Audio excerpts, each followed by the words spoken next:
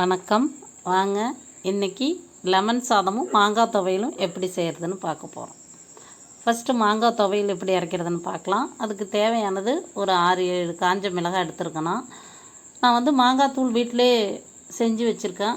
கடையில் கூட விற்கிது. அது அந்தளவு எப்படி இருக்குன்னு தெரியாது. நீங்கள் மாங்காவை துருவி கூட எடுத்துக்கலாம். பாதி மூடி தேங்காவை கேணியிருக்கேன். ஒரு 2 ஸ்பூன் மாங்காய் தூள் சேர்த்துருக்கேன். தேவையான அளவு உப்பு சேர்த்து அப்படியே அரைச்சிருக்கணும். அப்பயே சாப்பிட்றதுனால இது அரைச்சது. நீங்கள் மத்தியானம் எடுத்துகிட்டு போகணும் லஞ்சுக்கு அப்படின்னா இது எல்லாத்தையும் வதக்கிட்டு அரைச்சிருங்க. அப்போ தான் வீணாக போகாது. இது சாதத்துக்கும் தொட்டுக்கலாம். எப்படின்னா சாம்பார் சாதம், ரசம் சாதம், லெமன் சாதத்துக்கு மட்டும் இல்லை, அதுக்குமே ரொம்ப நல்லா இருந்தது. தயிர் சாதத்துக்கு எல்லாத்துக்கும். இப்போ பாதி லெமன் எடுத்திருக்கேன். ஒரு டிஃபன் பாக்ஸ் அளவு தான் நான் செய்ய போகிறேன். நல்லெண்ணெய் ஊற்றி காஞ்சோன்னா கடுகு உளுத்தம் பருப்பு சேர்த்துருக்கேன்.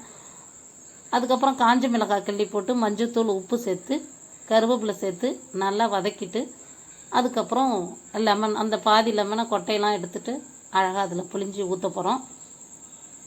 ஊற்றின உடனே அது ஒன்றும் கொதிக்கணும்னு தேவையில்லை. நம்ம அதே மாதிரி சூடான நல்லா பொலன்னு இருக்கிற சாதத்தை ஒரு கரண்டி, ஒரு டிஃபன் பாக்ஸ் அளவு தான் எதுவுமே நான் செய்கிறேன். இந்த அளவு சாதம் சேர்த்து நல்லா உப்பு சரி பார்த்துக்குங்க. கிளறி இறக்க வேண்டியதுதான். இதுக்கும் அதேமாரி நம்ம சாப்பிட போகிறோன்னா ரொம்ப எண்ணெயை ஊற்றி சாதம் அப்படியே சாப்பிட முடியாத அளவுக்கு சில பேர் செய்கிறாங்க. எப்பயுமே எண்ணெயை குறைச்சி செஞ்சு பாருங்கள். அதோட ருசி அப்போ தான் நமக்கு டேஸ்ட்டு தெரியும். நல்லா ருசியும் நல்லாயிருக்கும். இந்த லெமன் சாதத்துக்கு மாங்காய் துவையல் ரொம்ப நல்லா இருந்துச்சு. நீங்களும் ஒரு வாட்டி அரைச்சி சாப்பிட்டு பாருங்கள். உங்கள் பிடிச்சவங்களுக்கு ஷேர் பண்ணுங்கள். நன்றி, மகிழ்ச்சி.